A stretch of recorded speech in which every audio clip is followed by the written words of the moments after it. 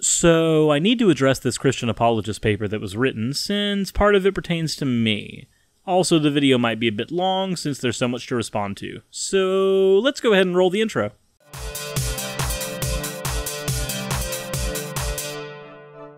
A few weeks back, I filmed a segment for a video on the Non-sequitur show, where atheists asked questions for Christians to answer, instead of the common trope of having atheists answer questions that theists posit.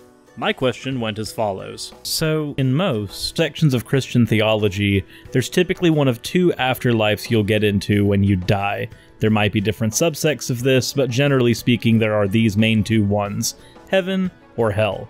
So my question would be, why would you want either of those? Let me lay it out. You can either go to heaven and have no free will, or you can go to hell and burn forever. Take your pick. If you go to heaven, everything's happy at all times, which means you're not allowed to feel sadness. You'll be worshiping God until the end of days, and there's going to be no end of days, so it's going to keep going forever and ever, which means you effectively have no will of your own.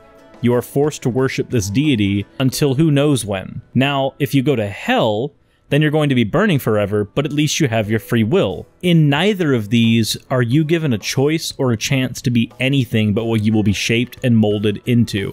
In both of these, you will effectively be a slave, whether you have your free will and you're burning and tortured, or you have no free will and thus are effectively stuck in unending servitude.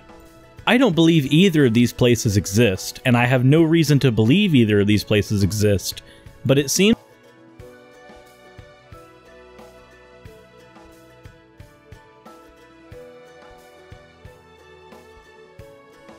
Well, let's take a look at the answers to this question and see how they stack up. I'd like to personally thank Inane Dragon, Raziel the Panda, and Not Joe Witness for providing their voices for the document at hand. I had already taken a lot of time recording my lines, and honestly the prospect of reading theirs, well, it was a little daunting, so thanks for the help, guys. There's more to unpack in this question than I really have time for today, but I think it's a very fundamental question in understanding our relationship to God. It's one of the areas I have the hardest time reconciling the traditional Christian view of, and for me personally, it's one of the most treasured parts of the LDS faith that I know of. Paul speaks of seeing a man caught up into the third heaven, and Christ talks about the fact that in his Father's house are many mansions. The word mansions can also be translated into kingdoms. Paul also speaks of different degrees of glory of resurrected bodies. Looking just at the biblical evidence even then, it suggests to me that there are more than just two destinations for the inhabitants of this world after this life, and that God's justice will ensure that each person will receive a place that is right for them to be, and in a state that they will be happy, with the exception of the absolutely most evil, who must be bound and cast out again because justice demands it. So, Scott Adams' answer seems to come across, to me at least, as a massive dodge of the question.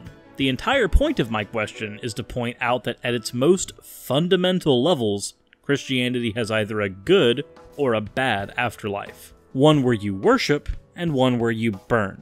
To simply state that, nuh-uh, my religion has more heavens and bad people don't get heavens. It's adding semantics onto a question that really has nothing to do with those semantics. It has to do with the fundamentals. Also, the entire free will portion of the argument was glossed over, so I'll chalk this up to being a non-answer. First of all, Orthodox Christian eschatology is far more complex than death. Then you go one of two places after death. Generally, Christians acknowledge that those who repose, that is dead, exist in something of a waiting room, what the Hebrews called Abraham's bosom. This may be pleasant, what's called the beatific vision, painful, the rich man in the parable of Christ about Lazarus, or active, the intermediate state, sometimes called purgatory, after which, at the general resurrection, we will have a second life. The damned will be tossed into the lake of fire, and the saints, that is all Christians, including those who only learned of Christianity after death, live out the beatific vision. Heaven has no free will is nonsense. In heaven, that is, the new earth, is the only place where we will truly have free will. To have free will means to have a will that is not impeded by error, vice, or sickness, all of which will be conquered. To worship God has more resemblance to a wife worshiping her newlywed husband who worships her in return than it does some additional duty. There will be no force involved. The fires of hell are what the intense presence of God is when you don't want God's presence around you. Your will is not free, and you are entirely enslaved by your own passions and sufferings. Both of these places are metaphysical places. It's better to think of them as modes of being. Today, your life will be one of these places. Every suffering will become a victory for those in heaven, and every pleasure will become an additional sting of hurt for those in hell. Why do these modes of being exist? Because we are made in God's image, and also have free will. We were made to be with God, which is what heaven is. But we are free to reject that, which is what hell is. So Andrew uses the same technique as Scott, avoiding the point of the question with the "nuh-uh, my religion has more afterlives than two" part. So we'll go ahead and move past that because he actually tries to address the free will argument. He says that heaven has no free will is nonsense, but doesn't even define why. He just says that free will only exists in heaven. He also states that free will means that you aren't impeded by error, vice, or sickness. That's very incorrect. The ability to be in error is, in and of itself, part of free will. Sickness isn't part of free will at all. It's simply an impediment that comes with being an organic life form. It has nothing to do with the free will argument. Vice also doesn't really factor into the equation. It's an influencing factor on your actions, yes, but they ultimately are not a determining factor in the free will argument in its simplest form. What Andrew seems to be referring to are influencing factors on our lives as we know them, but free will itself isn't understood in this answer at all. The fires of hell are what the intense presence of God is, seems to be just one person's interpretation of hell. And honestly, it seems to be an effort to add semantics into an argument about fundamentals. This one doesn't get a pass, since even though it tried to address the free will question, it did it very poorly. Why would you want to feel sadness? And why is being happy with God for all eternity a bad thing? Going to heaven is an act of free will, and you will continue to do what you want as long as it's good. Going to hell is prideful and being a slave to yourself and to your desires and feelings. The worst people go to hell, which means they'll get punished if they don't get punished here. For heaven, the just are rewarded, especially if they aren't treated well here. Albert Oehn seems to not only not understand what free will is, but he seems to posit that choosing heaven over hell is an exercise in free will. But by saying that you'll continue to do what you want as long as it's good in heaven is only adding a caveat to what you will be compelled to do. And by adding that caveat, you've officially revoked free will from the individual. The ability to do bad things, make the wrong choices, that's an inherent part of free will. That's what makes it free. Also, saying that going to hell is prideful is a total cop-out. If only the worst people go to hell, why would someone who does only good works go to hell for just not believing in God? We have very different definitions of the worst people. Ergo, this answer also gets a fail. Firstly, we have free will in heaven. Lucifer freely chose to value his pride and ego over the Lord, as detailed in Ezekiel. Secondly, it seems that one of atheists' biggest issues relates to their contempt for obedience and servility to God. When Jesus cried out in the Garden of Gethsemane and asked our Father to take his cup, he gave us a perfect example of obedience as he knew the task he needed to complete. Jesus took up his cross, as we all have crosses to bear, and must take up our crosses as well. But before people protest this, let me point to the way God glorified Jesus. The meek truly do inherit the world. Through his example, we can all be redeemed. Some of the most amazing people in this world have overcome extreme tragedies and have gone on to make the world a far better place than it ever would have been if we were in some sort of God's pet sanctuary without any challenges. Character building occurs when we're challenged. We can never truly understand love without witnessing hatred. We can never understand the value of perseverance if we never had to persevere. Had we not had examples in life of those who've overcome amazing odds, we'd have no one to whom we can aspire. Consider Nelson Mandela, Martin Luther King, and Harriet Tubman, and the trials and tribulations that they overcame before God glorified them. These people are amazing examples of our heroes. For good reason. Our heroes aren't the people sitting on the sidelines, the armchair warriors on Twitter, some of us included. Our heroes are people who've battled and defeated the most extreme forces of evil in this world. God has empowered them to be examples to all of us, and by learning from their examples, we're better people. S.J. Thomason also says that we have free will in heaven, because Lucifer freely chose to value himself over the Lord. That's fair, I guess, but then she decides to strawman atheists and say that our biggest issue is that we don't want to obey and serve God. This is as convincing to me as the "y'all just want to sin" argument. And I'm not an atheist because I don't like obeying God. I'm an atheist because I'm not convinced he even exists. Prove he exists first, and then we can talk about fealty. Then, SJ gets into an argument about how bearing a cross, or hardship, is required for character building. Sure, I can agree with that, but if you're willing to open up that can of worms, let me state that by that logic, God has no character at all. He never had hardships and has never been challenged. He's an omnipotent, omnipresent being who by definition cannot suffer hardship. But considering that her God wiped out thousands of innocent infants in a global flood, I can honestly see how having a god with no character makes a lot of sense. Before you say that concepts that apply to earthly beings don't apply to heavenly ones in the same way, she began by asserting that Lucifer was an apt comparison to humans in heaven, so I'd posit that her arguments apply to God in the exact same way. This answer didn't necessarily give a satisfactory answer to anything, so I'm gonna go ahead and give it a fail, since all the examples it gave are just unrelated to the question at hand. I think it might be helpful to begin the exploration of the ideas of heaven and hell by framing them as metaphors for the future. In this case, heaven would be whatever future is actually true, best, rational, developing, healthy, positive, alive, fulfilled and significant. In this case, hell would be whatever future is in reality miserable, erroneous, ill, irrational, false, worst, negative, empty, and insignificant. We don't aim for the ideal, called heaven from a religious orientation. The likelihood of walking a path of deep, personal, and real meaning is less likely. If we're aiming at something petty, bitter, selfish, false, or meaningless, then we will suffer the hellish consequences inevitably. Free will provides the opportunity to be wrong and to investigate and know for ourselves. When we're aware of the dangers of failure, negligence, and maliciousness, then it highlights and amplifies the meaning of success, caretaking, and heroism.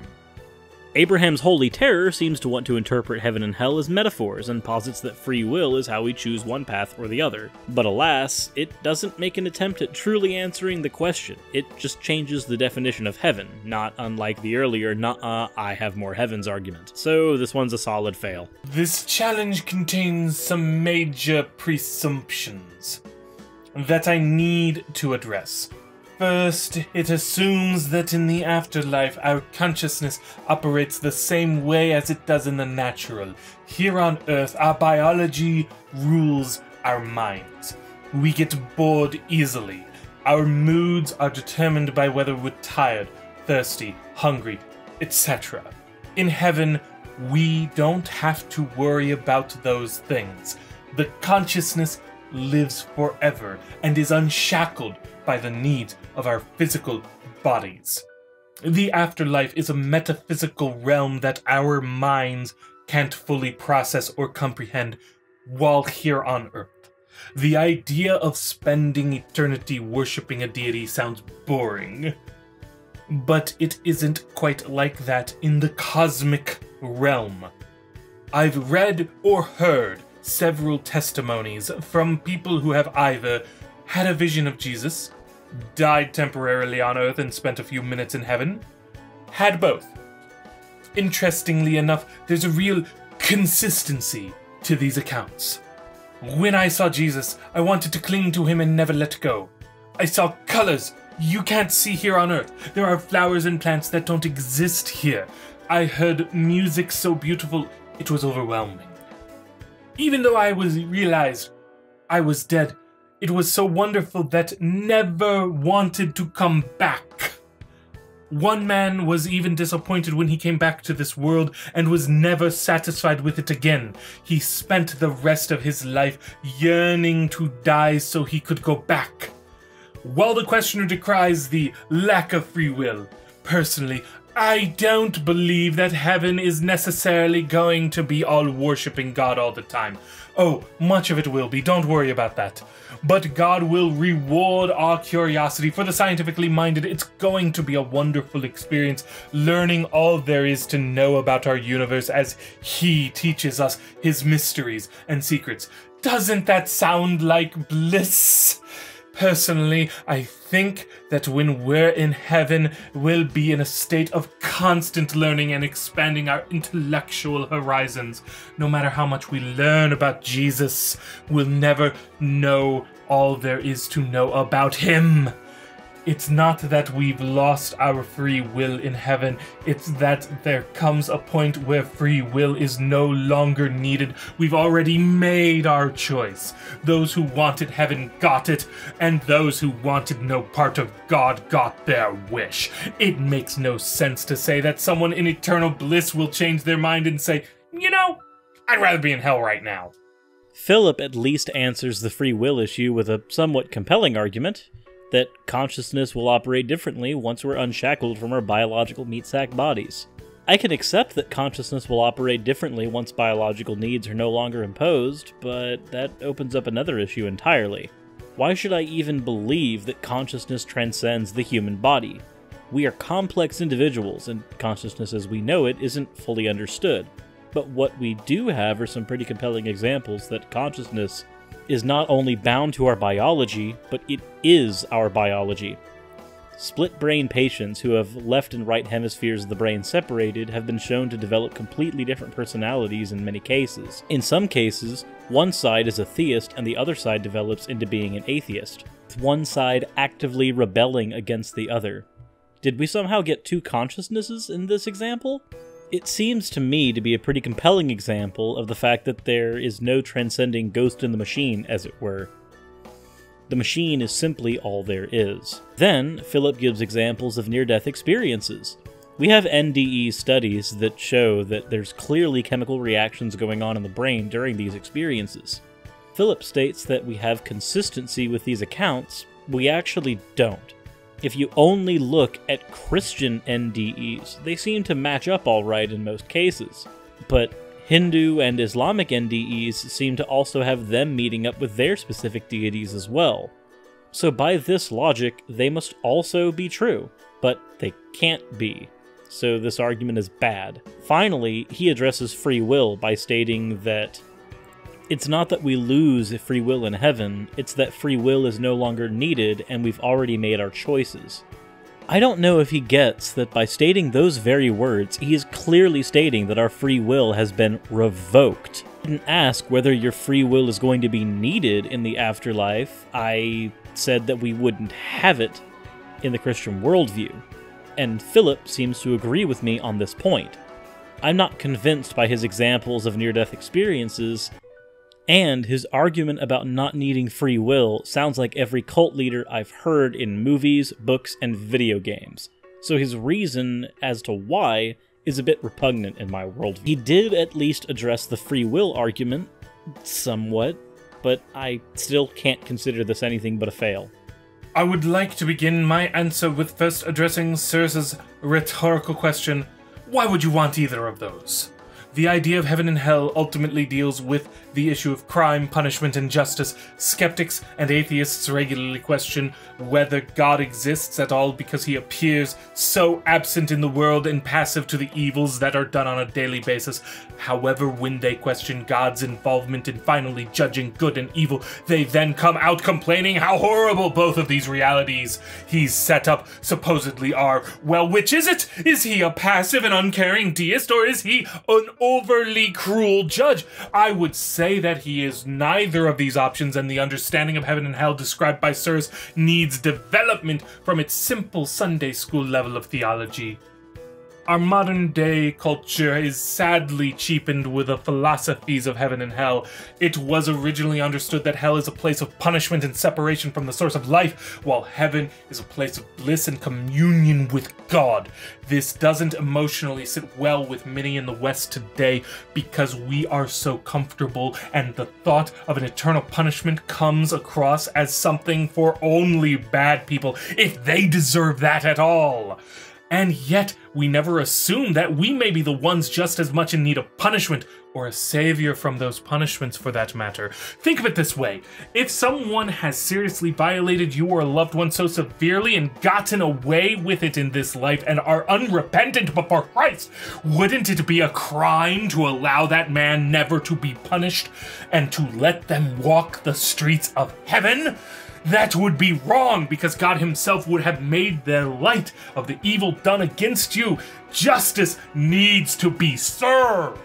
Regarding the comment, you have no free will of your own in heaven, you are forced to worship this deity until who knows when, and if you go to hell, you're going to be burning forever, but at least you have your free will. The error here is in how free will works. The choice of either heaven or hell is already given to us if we choose to accept Jesus or not.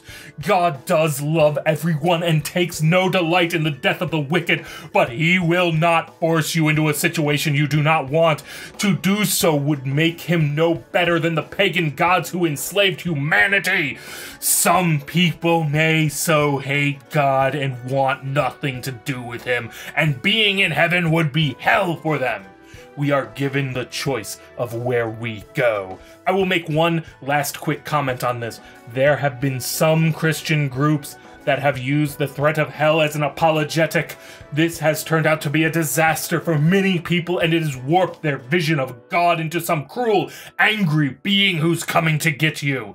When a Christian talks about hell, it should be done as a fireman's sincere warning to someone in a burning house. If you don't get out of this place now, the house will burn up and you will die. You do not want them out of spite to answer, I know you're kind. How dare you try to force your beliefs on me and into a way of seeing the world? Go away with your warnings. Keep them. Robert is equivocating hard here. The issue isn't that we can only choose God being absent or judging us at the end. The issue would be that a God who is absent shouldn't even have the right to judge. We aren't objects, we're people. We aren't some deity's playthings, and to think that we are is naive at best and disgusting at worst. He then gets into an appeal to emotions about whether or not I would want someone who violated me or a loved one to be punished for their actions. The problem is that I think they should be punished, but that the punishment should fit the crime, and eternal damnation cannot logically fit any crime. I addressed this in my Is Hell a Threat video. Next, Robert poses that free will is the choice to either go to heaven or hell, and while on a basic fundamental level that may be true, I'd like to point something out that I failed to mention in my Is Hell a Threat video. Ultimatums aren't truly choices. A choice is do this or that. An ultimatum is do this or else. Hell, as part of a choice dichotomy, is the beating stick of a carrot and a stick ultimatum. This doesn't answer the free will question at all. It deals with free will on Earth, not the free will I talked about in heaven. Finally, Robert says that the hell doctrine being used as an apologetic is a problem. And to that, I agree. But unfortunately, it's part of the doctrine whether it's actively used or not. Again, I addressed this in my hell video. Robert sounds like a bad salesperson trying to say, just don't talk about the bad stuff, especially considering that hell is hardly the only bad stuff in the Bible. I can just look at the biblical stance on rape, slavery, and basic human worth, and I can find plenty to call God cruel without even having to go close to the hell doctrine. It's just the ace in the hole. So that's the end of the answers. What did you guys think of them? Please let me know in the comment section below. Personally, I'm not impressed. I think that this question was dodged pretty soundly in most cases, and non-answers were given in most as well.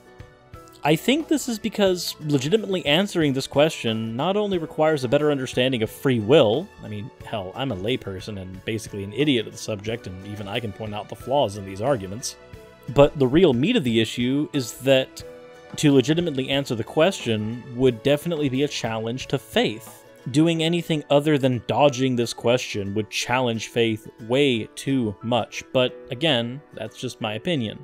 What do you guys think? That said, if you liked the video, please give it a like and subscribe if you want to see more. Thanks to all my patrons who helped this channel grow, and a special thanks to Andrew Fedoric, I sincerely hope I'm pronouncing that correctly, for being my first $20 patron. We'll start off with a special slide dedicated to you for being freaking awesome. And as always, insert end of video tagline here.